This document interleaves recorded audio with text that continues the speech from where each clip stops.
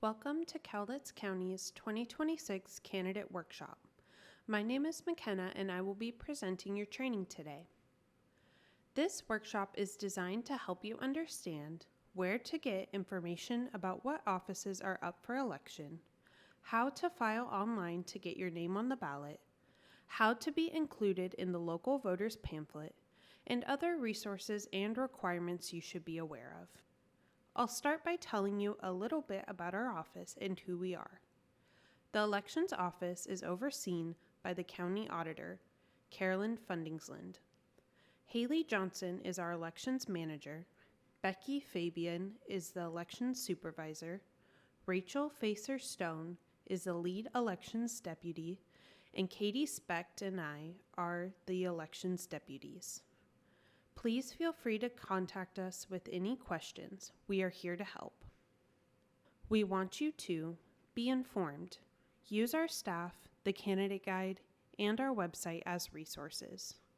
Be aware of important dates and deadlines. You don't want to miss the filing period or be unable to submit information for the voters pamphlet. And begin preparation now. File for office and submit your voter pamphlet information by the deadline. In fact, begin drafting your candidate statement now. One of the resources at your disposal is the candidate guide. The candidate guide includes important information about filing for office in Cowlitz County. The guide includes offices open for election, important dates, filing requirements and filing fees, rules and guidelines, voter pamphlet instructions for statements and photos, and contact information. We will talk more about the guide and reference it later in this training. Along with the guide, we have our website, which has links to an electronic copy of the candidate guide as a printable PDF, forms such as the Declaration of Candidacy, filing fee petition, and withdrawal of candidacy, also available in the guide, and offices open for election, which is also found in page 1 of the candidate guide. Your first step is likely choosing what office you wish to run for. If you click on the link to Offices Open for Election, you'll see a list of the offices that are open for election this year. The office name, the name of the incumbent, the term length for the job, and the filing fees are listed here. Qualifications are mostly based on where you live and that you are, in fact, registered to vote. Our office will verify your voter registration and that you are registered in the correct district when you file for office. Whether you appear on the ballot in the primary, the general, or both, there is only one candidate filing week. Filing week is held in May. The primary takes place August 4th, 2026, and the general election takes place November 3rd, 2026. There are partisan and nonpartisan offices on the ballot this year. If the office is nonpartisan, you cannot include a party preference. Partisan offices will appear on the primary ballot regardless of how many candidates file. During candidate filing week, if more than 2 people file for the same position, they will appear on the primary ballot. After the certification of the primary, the top 2 candidates with the most votes will advance to the general election. Think of the primary as a winnowing process. If during candidate filing week only 2 people file for the same position, they will skip the primary ballot and advance directly to the general election. While the order in which your names appear on the ballot is through lot draw, candidates that proceed to the general from the primary are slightly different. The top vote getter in the primary is whose name appears first on the general election ballot. Precinct committee officers will only appear on the primary ballot and only if more than 1 person files for the position. If only 1 person files for the position, they are deemed elected and our office will mail their certificate of election after filing week. Candidate filing begins Monday, May 4th at 8 a.m. and ends Friday, May 8th at 5 p.m. Those choosing to file online can file at any time during the filing period. We recommend filing online because it's quick, has an easy-to-use interface, and can be done from the comfort of your home. Filing online provides automatic email updates and reminders that occur each step of the process so that you don't forget a step. I do not recommend using a tablet or smartphone. Computers and laptops work best for this process. Those who choose to file in person will be able to use our computer kiosks.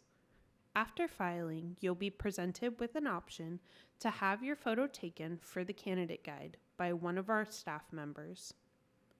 Candidates who choose to file by mail may have their declarations received beginning Monday, April 20th, 2026.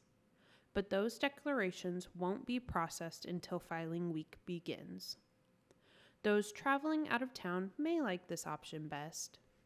If we receive the declaration prior to April 20th, that declaration will be returned to the candidate. Filing for office online has many benefits. It's quick, has easy to follow steps, there's less room for error, filing fees can be paid with your credit or debit card, and you can file at home. You can pay online with your credit or debit card. Online payment can take all methods of card except for Discover. If you would like to pay your filing fee with cash or check, bring it to the elections office before the end of filing week. Now we will walk through a step-by-step guide on how to file online. On Monday, May 4th at 8 a.m., navigate to our Cowlitz County Elections homepage. There will be a blue button there that says File Online. Our website is listed on the cover of the candidate guide. Click the big blue button and it will take you to a screen where you will enter your name and date of birth. Enter your first and last name exactly as it is on your voter registration. If you go by Bill, but you're registered as William, you need to enter William. You will have the chance to list a nickname or known name in later steps. Click Login. This will bring up your registration information. Confirm that the information listed is correct. If you need to update your address or mailing address, click Update. If the information listed is correct, click Verify. Click Create New. Our user-friendly system will only pull up the districts in which you reside and the offices in which you are eligible to file for. If you do not live in the district, the office will not populate. You must select the position you are filing for, even if it is the only office listed. Click Start beside the position you want to file for. You will enter your candidate and contact information. If you have a nickname that voters know you by, enter it in the ballot name portion. You must use your last name as it shows on your voter registration, though. For example, Rach the Face, Facer Stone.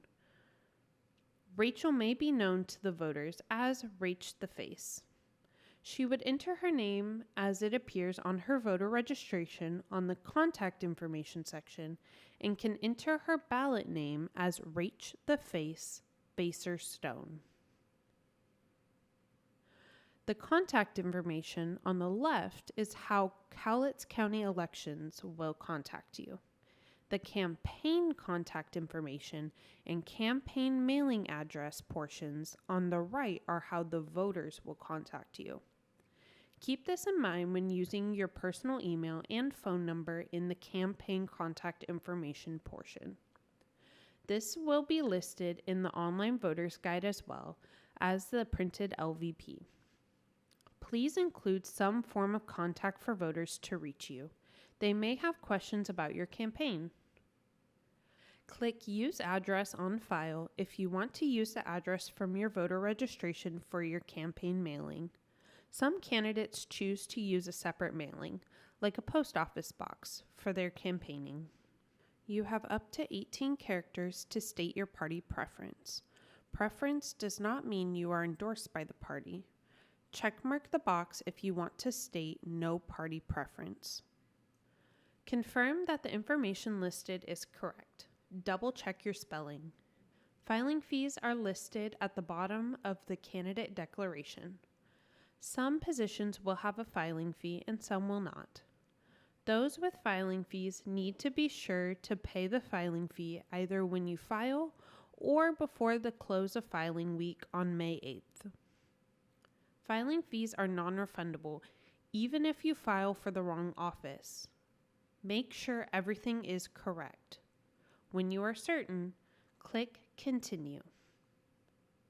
Now you will read and affirm the declaration.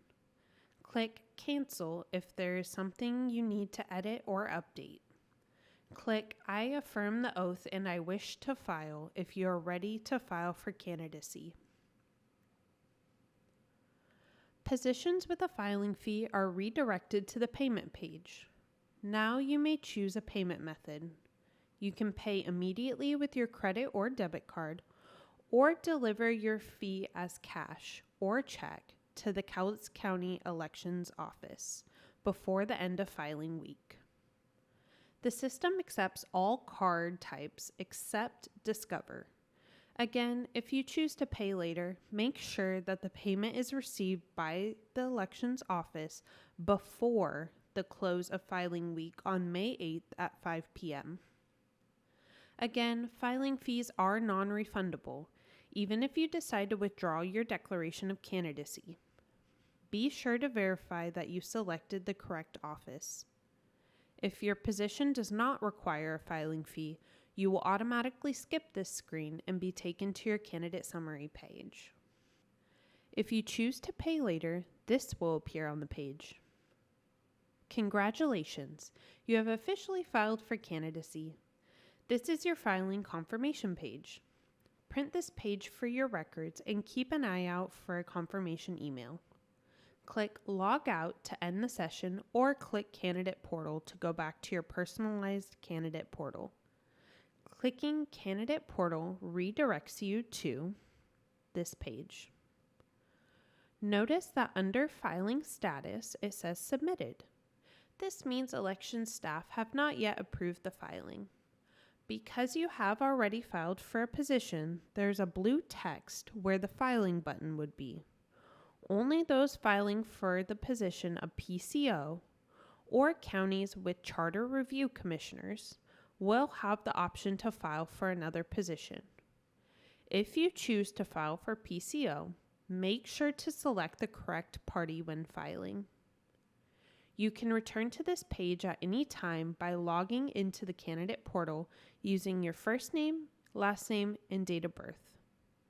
Once election staff have approved your filing, the status will say approved rather than submitted.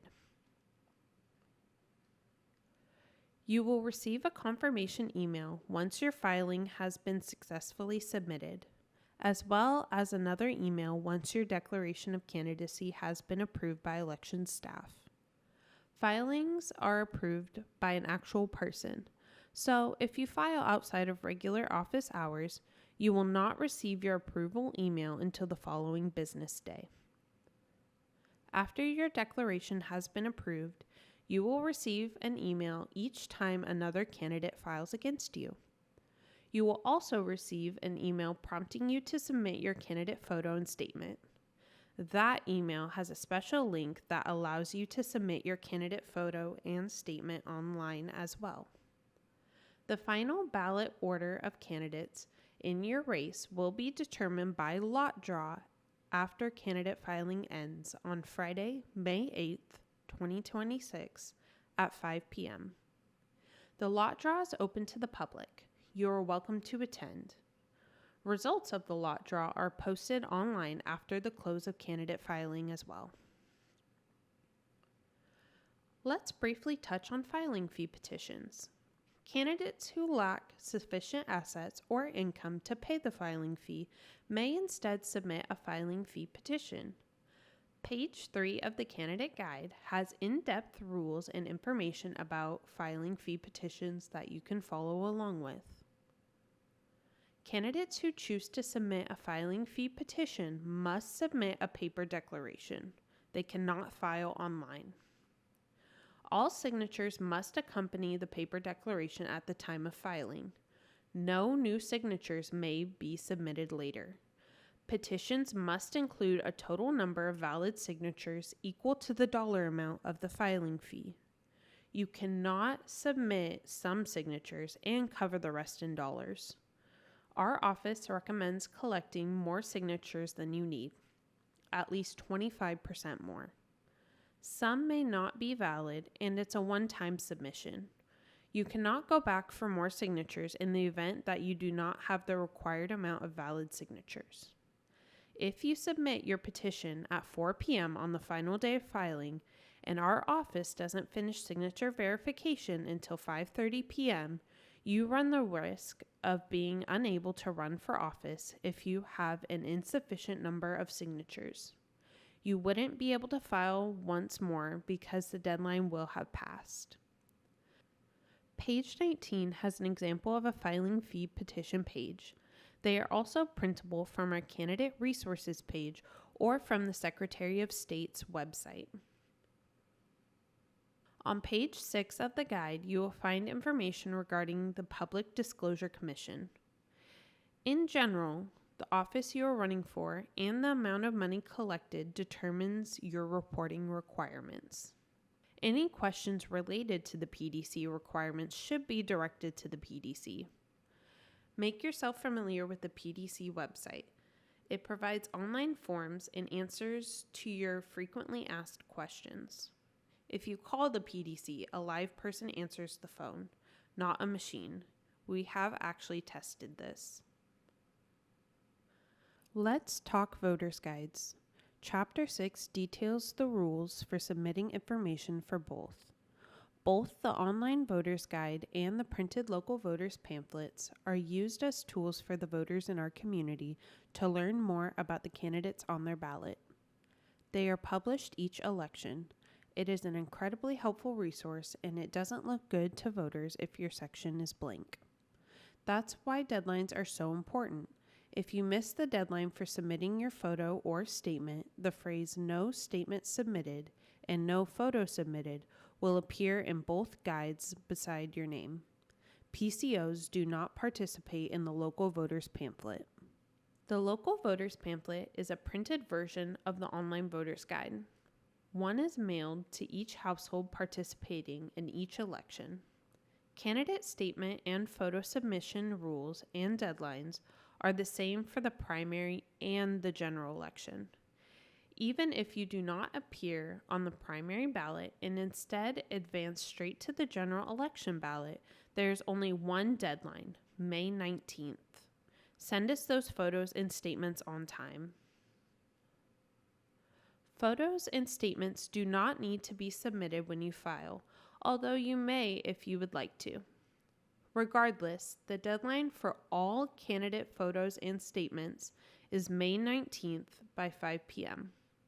Late or incorrect submissions cannot be accepted. An email will be sent to all candidates requesting they submit their candidate statement and photo through the link provided in the email. You can submit your information through the link, or you can submit your candidate statement and photo to us via the email listed on the front of our guide. If you choose to deliver your statement in person, please have it on a removable thumb drive. We cannot stress enough the importance of deadlines. Our office sends email reminders so that you do not miss deadlines. Submissions must be in electronic format. We will not take hard copies of photos or statements. On the previous slide, we mentioned late or incorrect submissions will not be accepted. Here are some rules to be aware of. You may submit one self-portrait of your head and shoulders, or election staff can take your photo for you. We will have a photo studio set up for your convenience. If you are submitting your own photo, use a light-colored background, but please avoid white. It will not look good in the printed version. Choose a photo no more than 5 years old. We will know. Do not wear hats, clothing, or insignias that suggest holding a public office. For example, judicial robes, law enforcement, or military uniforms, or any political party symbols. If you do not submit a photo, the words "No photo submitted" will be displayed next to your candidate name in the online voter's guide and local voters pamphlet. See Chapter 6 of the Candidate Guide for more information. You have 200 words to tell the voters about yourself. The word limit is checked using Microsoft Word Count. Statements that exceed the word limit will be shortened by deleting full sentences from the end. Remember, you only have one statement. You cannot resubmit. Proofread it carefully because your statement is printed exactly as submitted. Once submitted, only grammatical and factual information may be updated in the best interest of the voters. Examples of this include correcting a date or dollar amount. Once the May 19th deadline passes, rewritten or additional information will not be accepted. Write in paragraph form and use only italics for emphasis. Tables, lists, and bullets will be converted to a block paragraph with a semicolon to separate each item. Now, we have had this happen in the past. I don't recommend it. It looks strange and clunky. Anything considered obscene, profane, libelous, and defamatory is considered inappropriate language and will be rejected. The words "No statement submitted" will be displayed next to any candidate that fails to submit a statement. If you miss the deadline or fail to submit a statement and photo, your candidate page will look something like this in the online voter's guide and printed local voters pamphlet. Your contact information will still be printed. Let's talk about some of the tools in your arsenal to campaign with. One of the most recognizable forms of campaigning is the classic age-old campaign sign. These are a useful tool to show voters that you are running for office. It is the candidate's responsibility to contact the jurisdiction you want to place political signs in. Jurisdictions may have size restrictions, deadlines for removal, and possibly require a deposit. Check with them before planting signs. Contact information for jurisdictions is on page 11. Please call the jurisdictions for any questions, clarifications, or to report potential violations. Our office will direct people with sign violation complaints to the appropriate jurisdictions because only they can enforce the infractions. Data requests and public information shall be provided to those who request it. Data may be used for political purposes only. Voter registration data may not be used for commercial purposes. As of March 2026, new legislation in Washington state passed, which states county election offices are prohibited from producing certain records on voter registration from the statewide voter registration database. Our office is now required to direct requesters to submit their requests to the Office of the Secretary of State for lists including registered voter lists and matchbacks. A known violation of this is a violation of RCW 29A 84-150. You can request registered voter lists from the SOS website.